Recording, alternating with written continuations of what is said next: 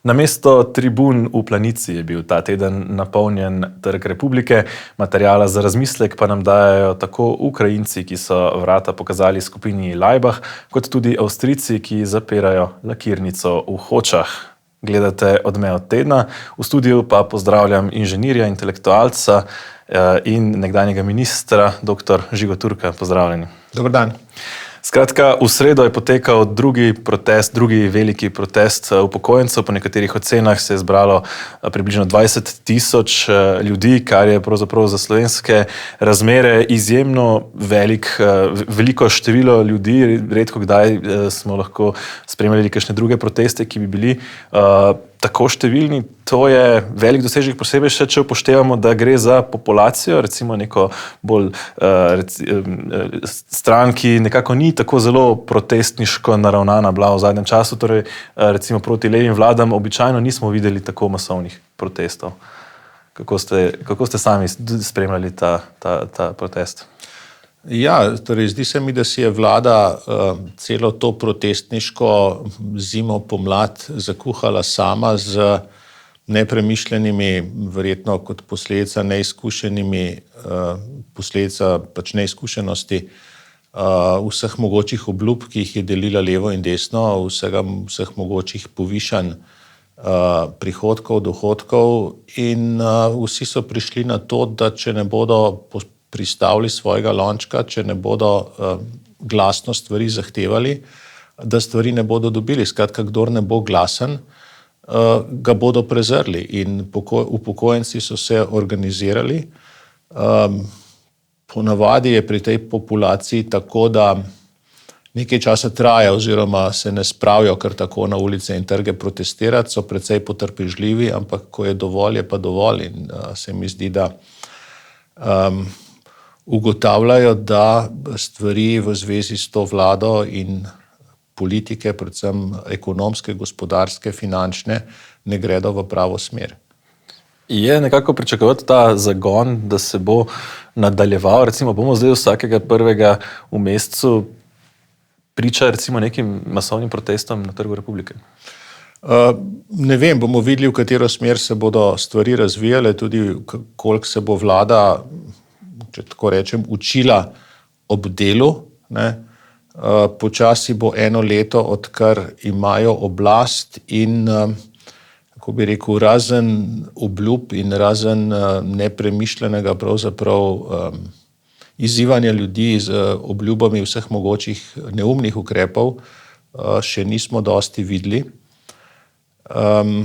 Zdaj, vlada ima vendarle udobno večino, ki jo sestavljajo ljudje, ki si želijo ostati še naprej v parlamentu, ki si želijo dobivati poslansko plačo. Tako da, kakšne posledice ima to lahko za padec vlade, pravzaprav ne vem.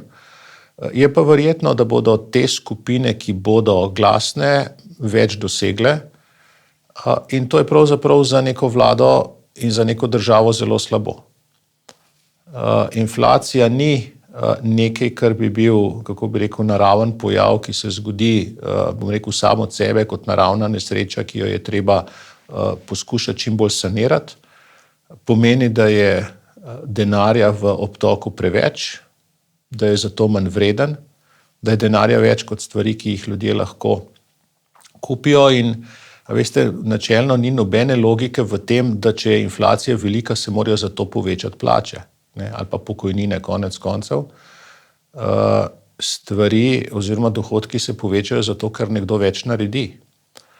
Kar seveda ne pomeni, da pa ni treba poskrbeti za socialno ogrožene, ki imajo resne težave zaradi inflacije. Ampak, ko vgradiš enkrat indeksacijo plač s cenami, potem začne to samo od sebe tudi inflacijo poganjati, hkrati ustvarja pa dolgove, ki jih bodo morale naslednje generacije odplačevati. Tako da nezadovoljstva v državi je veliko in to nezadovoljstvo si je skuhala vlada sama z vsemi mogočimi nepremišljenimi obljubami. In tudi z politikami, ki vendarle so manj premišljene, kot so bile politike od prejšnje vlade. Takrat je tudi vlada marsikdaj priskočila ljudem na pomoč, ampak večinoma so bile tisto enkratne akcije, enkraten dodatek, enkratna solidarnostna pomoč, kar pomeni, to te enkrat stane, potem te pa ne stane več. Ne. Ta vlada zelo veliko stvari obljublja v smislu, bomo zdaj nekaj povečali in za vse večne čase bo to povečano. Skratka, ustvari stroške državi do neskončnosti. Ne. Kako realne so recimo te zahteve, ki so jih različni protestniki, pravzaprav niso protestirali samo upokojenci, tudi recimo nekatere politične skupine, kako realne so te zahteve v odnosu do države, glede na to, koliko ustvarimo in glede na to, kakšne so recimo neke proračunske razmere oziroma situacija v državi? Če bi čisto matematično gledali, glede na to, da v konjunkturi oziroma v času neke razmeroma visoke gospodarske rasti beležimo velike proračunske primanjkljaje, da z njimi pokrivamo pretekle, sedanje in bodoče obljube, ne bi mogli reči, da so te stvari realne. Skratka, nismo naredili, nekdo ni naredil vrednosti, iz katere bi te stvari lahko plačali. In to je tisto, kar jaz tej vladi najbolj zamerim. Ogromno je govora o tem, kako bi bolj pravično delili, kako bi več delili. Potem so ideje, kako bi manj delali, 4-dnevni delovni teden. Potem so ideje, kako bi reformirali plačni sistem v javnem sektorju, tako da bi skoraj vsem plače povišali. Potem so ideje o tem, kako bi ljudi bolj davčno privili. Praktično nič pa ne slišimo od te vlade o tem, kako bi več naredili, kako bi ustvarili pogoje za to, da bi se v Sloveniji več naredilo, več ustvarilo, več zaslužilo, bi bili večji dobički, večje plače, iz tega večji davki in tako naprej, ker samo iz tega, kar naredimo, je možno nekaj plačati. Denar ne raste na drevesih, ne dela se ga več v tiskarni na Dobčiderju. In to bi morala biti osnovna skrb vlade. Ne? In v uvodu ste omenili recimo Magno. Ne? Slovenija se je strašno potrudila, da bi bila ta Magna v Sloveniji, da bi se v Sloveniji nekaj naredilo vrednega, da bi ljudje delali, da bi zaslužili, da bi bila delovna mesta, plače, konec koncev tudi dobički, subvencije je vrgla v to Magno in zdaj gre ta Magna v Avstrijo. Ne? Ima tovarno v Sloveniji, ima tovarno v Avstriji, obe že stojita. Ne? Ampak oni bodo rajši delali v Avstriji. In vprašati se je treba, zakaj bodo rajši delali v Avstriji, kjer so verjetno plačni nivoji oziroma stroški dela na prvi pogled višji, kamor se bodo ljudje iz Slovenije nekateri še vedno vozili, zakaj nočejo delati tukaj? Ne? Kjer smo jim sprejeli poseben zakon, da so tisto zemljo uničili, kjer smo jim dali subvencije, da so tisto tovarno postavili in zdaj gredo. In to je, po moje, zelo dober pokazatelj tega, kako neprijazna je slovenska država do podjetnikov in do podjetništva. In da se težav ne da reševati tako, da za nek poseben projekt sprejmeš poseben zakon in upaš, da zato, ker si nekomu naredil posebno uslugo, bo pa ta tukaj delal. Ne? Če bi Magna vse sama investirala, ne? Potem bi verjetno premislila, bi rekla, tlele smo toliko in toliko investirali, bomo poskušali to nazaj dobiti, bomo tukaj ostali. Ne? Tako, ko dobiš pa neko veliko subvencijo, pa pogledaš, tle so nam veliko subvencijo dali, ampak celo to okolje je neprijazno do nas, do dela, do delovna zakonodaja, okoljska zakonodaja, same težave so, ne? Najbolj se nam splača vse skupaj tukaj pustiti. Ne?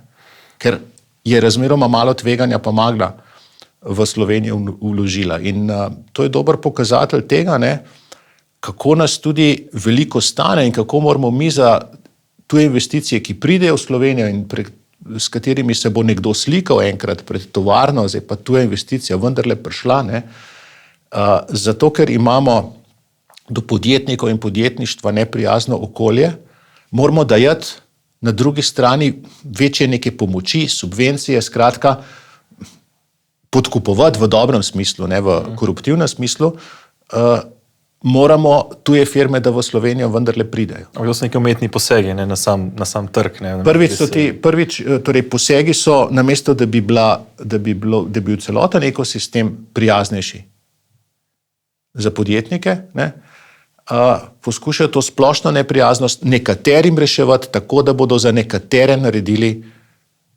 boljše pogoje. Ne.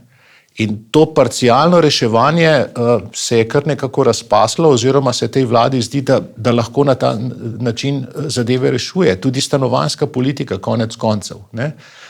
Namesto, da bi delali na tem, da bi vsi imeli višje plače, da bi bilo možno, ne vem, recimo kreditno politiko narediti tako, da bi bile, bom rekel, daljša odplačevalna obdobja, zavarovano skozi hipoteko, da bi ti lahko, če nekdo ne plačuje, tudi karikirano rečeno, družino z majhnimi otroki izselil iz večjega stanovanja, preselil v manjše in tako naprej. Ne? Namesto, da bi bil cel sistem postavljen tako, da bi kdorkoli lahko lažje prišel do lastnega stanovanja, delal na tem, da bodo naredili par sto stanovanj, ne, in jih bodo nekaterim dali, verjetno tistim, ki so najbolj glasni ali ki so najbolj zaslužni ali kakorkoli.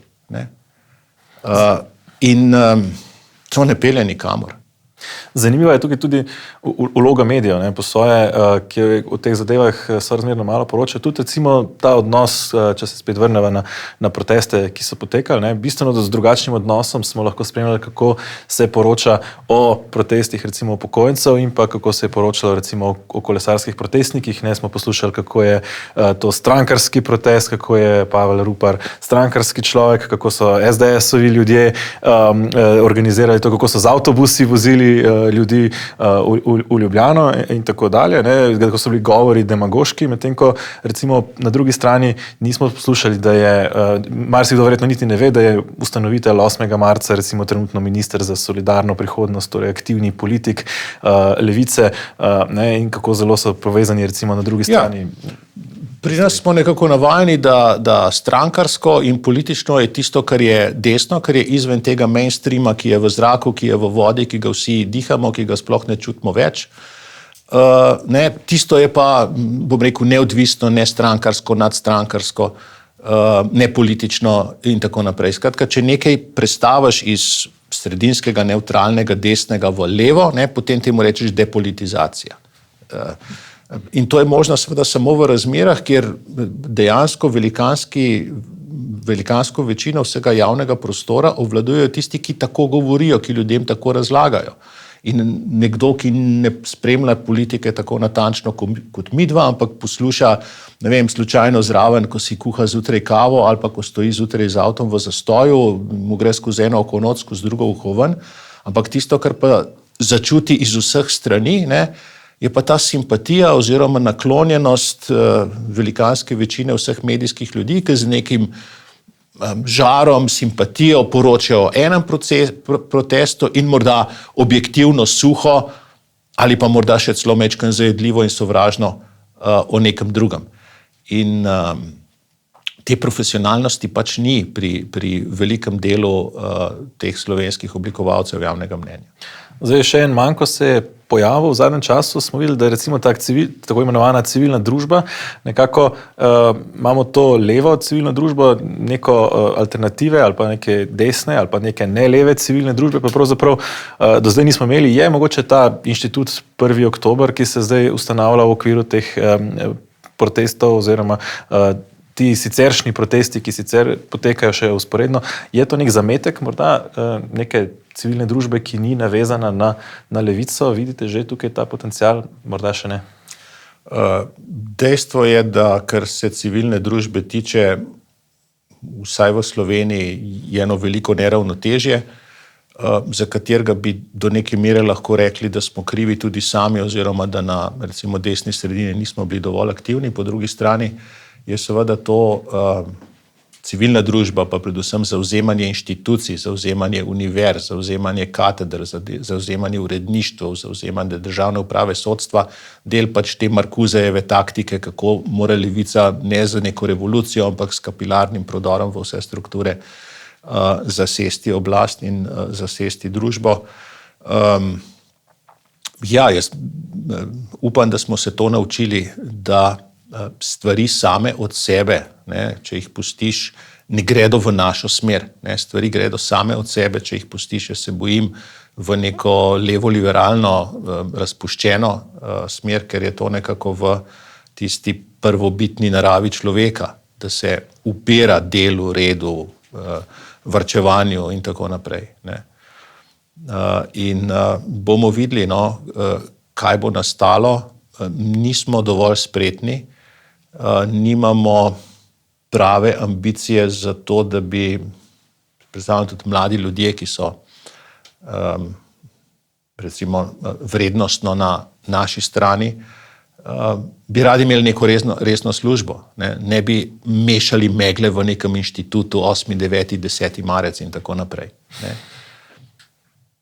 Ja, morda še ena zanimivost. V Ljubljani je potekal tudi nekaj dni prej protest v času seje mestnega sveta. Šlo je pravzaprav dve zadevi. Ne. Eno je ta kanal C0, ki ga Janković gradi čez zajetje pitne vode. Drugo je vprašanje zdravstva in predvsem nagrade za direktorico Zdravstvenega doma Ljubljana Antonijo Poplas Susič. Zanimivo je to, ne? Sama Gibanje Svoboda pravzaprav je kot neka okoljska stranka nastopilo, ne?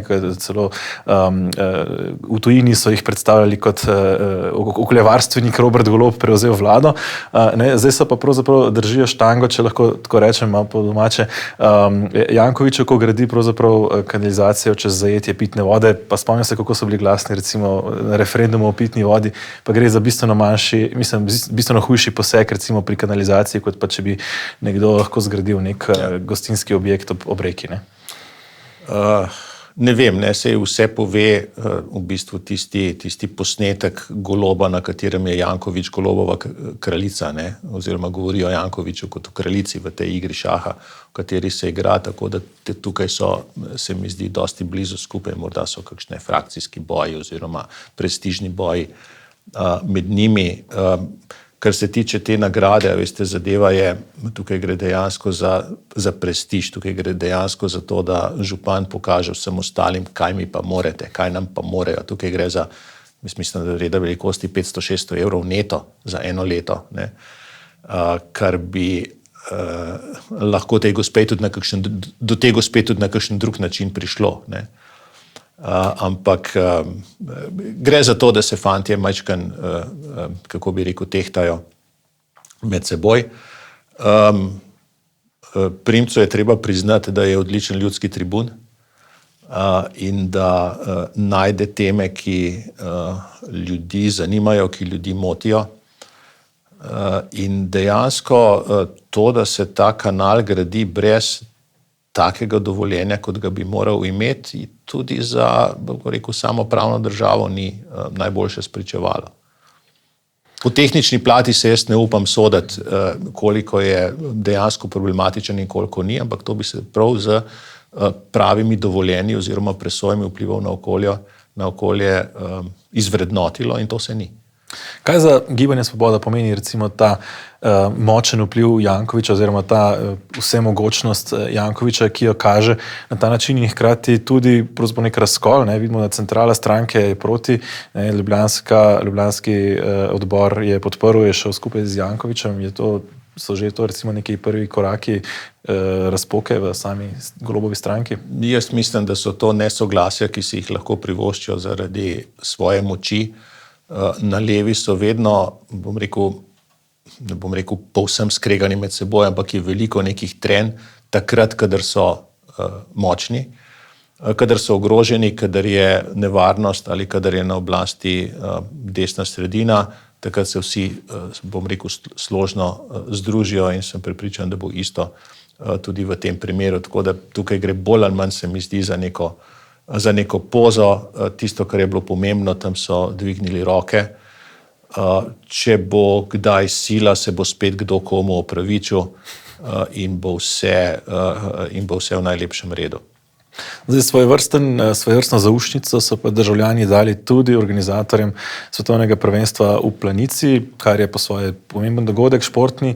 Za nas pa vendarle tribune so prazne, kar je kar nekakšen šok. Navajeni smo v Planici spremljati morje slovenskih zastav, ne pa praznih stolov. Ne. Je to recimo nek odgovor na visoke cene, ki so jih dali, kad se največ omenja? Je to nek protest proti elitizaciji športa, ki se zdi nekako, kot da je to prvenstvo nekako za elito? To smo tudi večkrat slišali.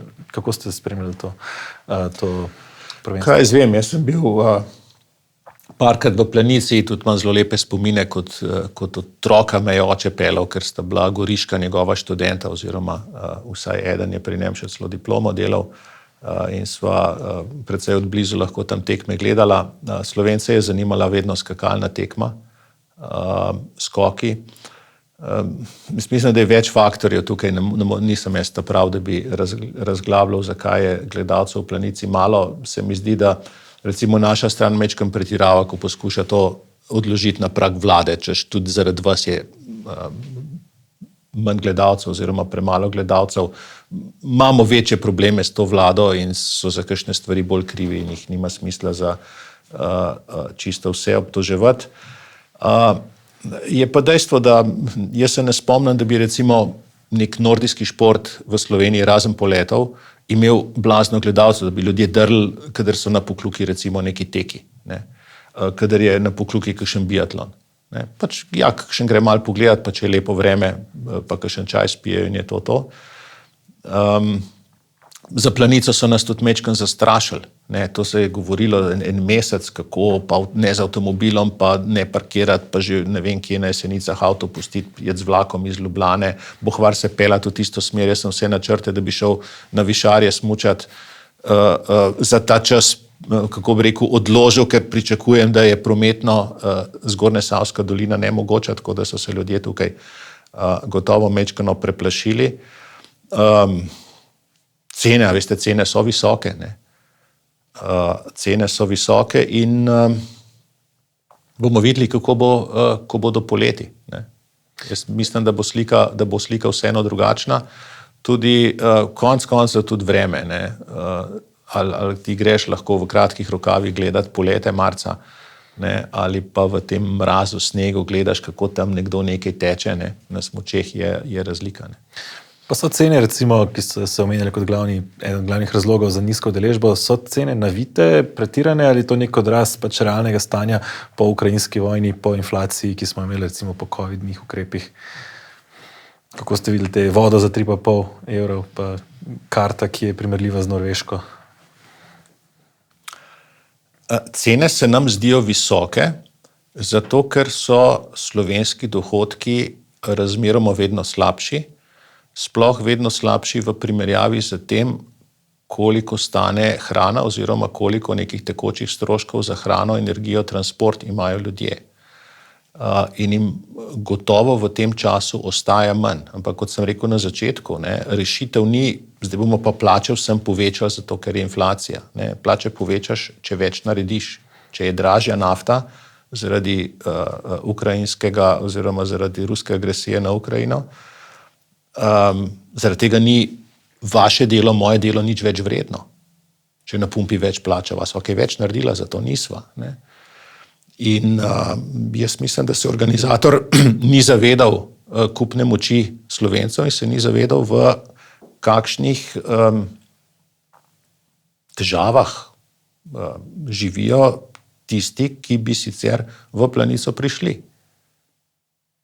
In teh, ki pa te inflacije ne čutijo, ki jim gre še zmeraj dobro, ki imajo še zmeraj visoke plače in nagrade, pa ni toliko, da bi tiste tribune napolnili.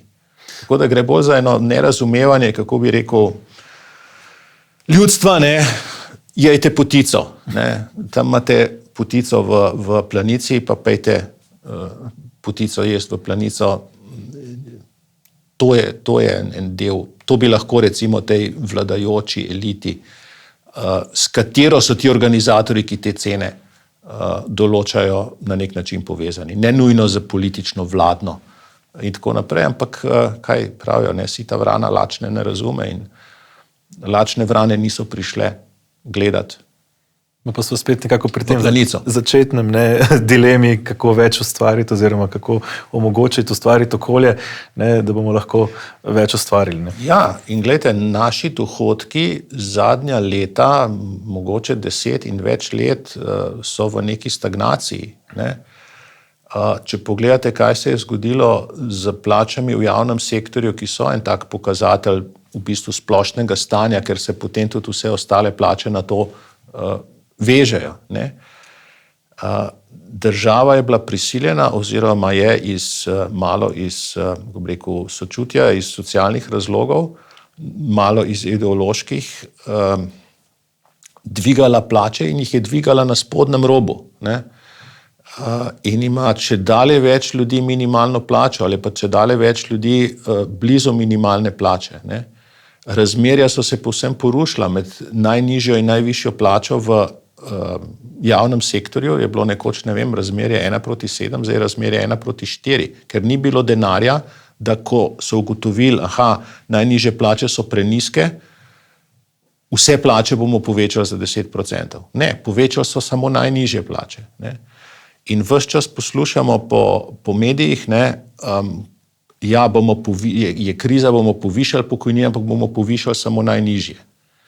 In ko nekaj časa višaš samo najnižje, potem imajo počasi vsi enako.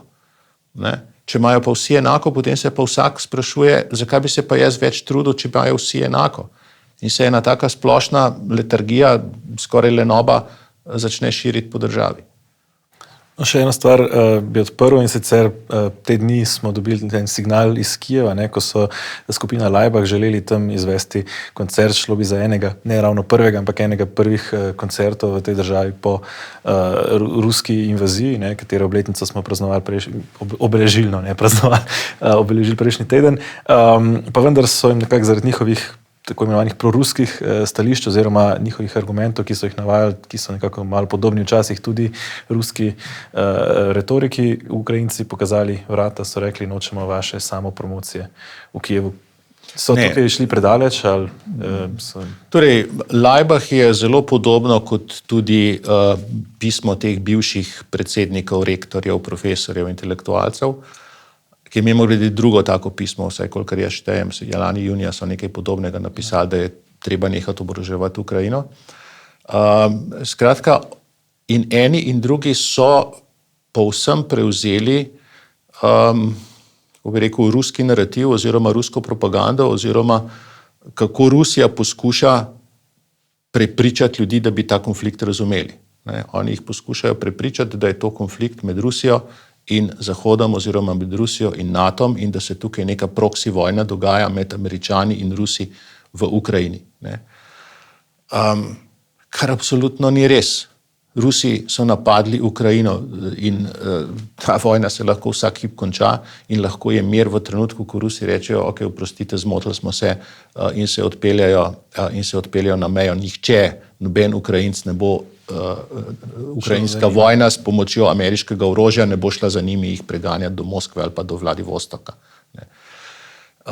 In seveda Ukrajinci so to prebrali, in ni nobenega vtisa nanje naredilo tiste, kako bi rekel, obvezno zaklinje na začetku, ja, obsojamo agresijo, pa kako bi rekel, neko leporečje, ampak so videli v jedru celotne izjave je pa ta narativ, ki je v bistvu kremeljski, ki ga vsi kremeljski mediji, RT, Sputniki, cela množica trolov po internetu širijo. In veste, zakaj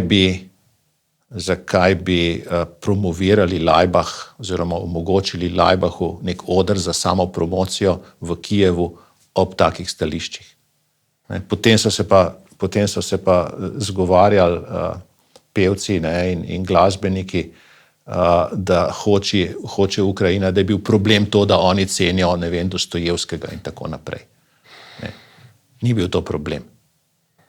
Ja, marsikdo v Sloveniji se mi zdi, da ima neko to prorusko še, ali pa vsaj v teh elitah, ki pišejo ta pisma, ki smo jih, tudi ste ga že omenili, spremljali. Kako dolgo, recimo, bomo še gledali ta proruski sentiment prav do, recimo, Putinovega režima in tega pristopa? To pismo, ki so ga potem raztrgali evropski diplomati, so napisali ponosni nasledniki Društva prijateljev Sovjetske zveze. To je tisto društvo, ki je 26. aprila v Vidmarjevi vili leta 1941, ko so Slovenijo napadli Nemci, Italijani, Madžari in jo tudi zasedli, ustanovili antiimperialistično fronto, ki je ugotavljala, da se v svetu dogaja spopad med imperialisti. Skratka, postavlja je, da se dogaja neka vojna, boj med zahodnimi zavezniki, Američani imperialisti, Angleži imperialisti, Francozi imperialisti, Nemci imperialisti. Ne? In to je v bistvu zelo podoben vzgib v tistem trenutku, ne? Namesto jasne obsodbe zaveznika, torej jasne obsodbe napadalca, ki je bil zelo jasno, kdo je bil, se poskuša iskati tukaj neko ravnotežje med obema stranema, torej med edinimi nasprotniki Hitlerja v tistem trenutku in Hitlerjem samim. In natančno isto so ti ljudje naredili zdaj, ko vlečejo neke vzporednice, iščejo neko ravnotežje med Putinom in Putinovimi nasprotniki. In natanko tako, kot je bil Putin tisti, ki je udaril v Ukrajino in zasluži obsodbo in Ukrajina zasluži pomoč, ne? Tako je bil takrat Hitler edini, ki je udaril v Slovenijo, no pa Mussolini in tako naprej, udaril v Slovenijo in bi zaslužil obsodbo. Ampak Društvo prijateljev Sovjetske zveze takrat in Društvo prijateljev Sovjetske zveze danes se je postavilo izven tega kroga, ki bi mu lahko rekli pač evropski civilizacijski okvir, zahodni civilizacijski okvir, in tako takrat kot danes poskuša Slovenijo iz tega zahodnega okvirja iztrgati. Slovenija je bila iztrgana iz tega okvirja od leta 45 ali pa če hočete od 41 do 89, 90, 91 in od takrat naprej pa išče, ali se bo pridružila ali se ne bo pridružila svetu, ki se mu je pa pridružila, ne vem, s krstom pri Savici, če tako rečemo.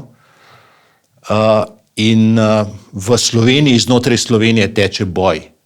Ali smo mi del zahodne civilizacije, ali smo mi prijatelji Sovjetske zveze z vsem, kar to pomeni, tako ideološko, kot geografsko, kot kulturno. To pismo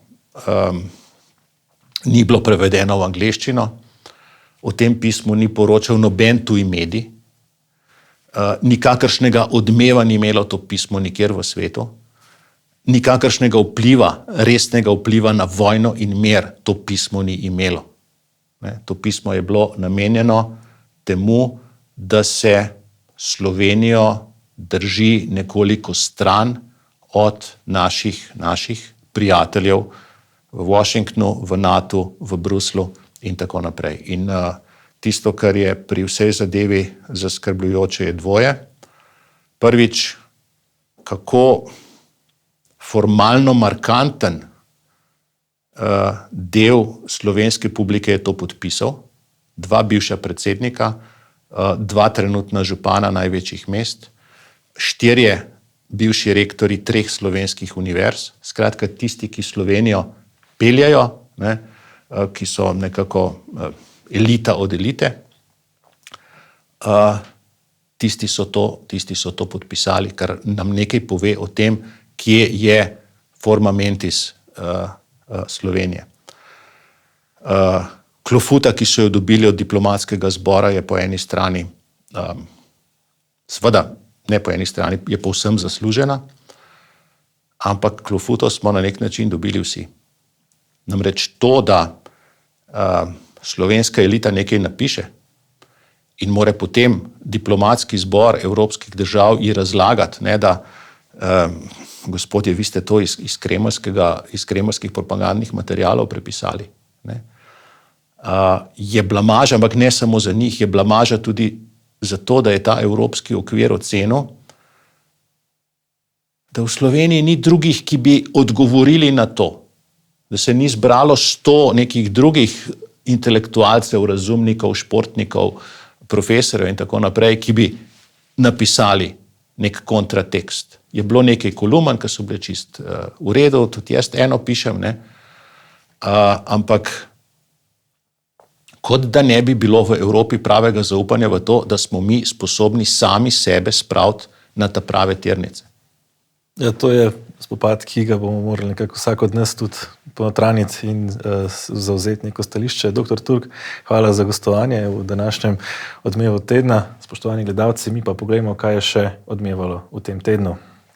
Ne le Magna proizvodnjo primarnega aluminija ugaša tudi Talum iz Kidričevega, saj za proizvodnjo le tega v Evropi trenutno ni primernih ekonomskih pogojev. Podjetje bo nadaljevalo predelavo aluminija, vendar v zmanjšanem obsegu števila zaposlenih. Še vedno odmeva železniška nesreča v Grčiji, kjer je v trčenju tovornega in potniškega vlaka umrlo 43 potnikov, večinoma študentov. Postopek proti načelniku postaje v Larisi, ki naj bi bil odgovoren za nesrečo, pa že poteka. Stavko so danes začeli tudi zaposleni na železnici zaradi nevzdržnih razmer. Finska je začela postavljati 200 km dolgo ograjo na meji z Rusijo. Država ima sicer mejo z Rusijo dolgo 1300 km, za 200 km ograje pa bodo porabili 380 milijonov evrov. Finska se boji, da bi v Moskvi skušali z migracijami na Finsko izvajati politični pritisk. Tako, spoštovani gledalci, pri koncu smo. Hvala, ker ste bili z nami. Mi se znova vidimo prihodnji teden v Odmevu tedna, do takrat pa spremljajte portal Domovina in aktualno dogajanje, ki ga bomo vsakodnevno spremljali. Do takrat pa nasvidenje.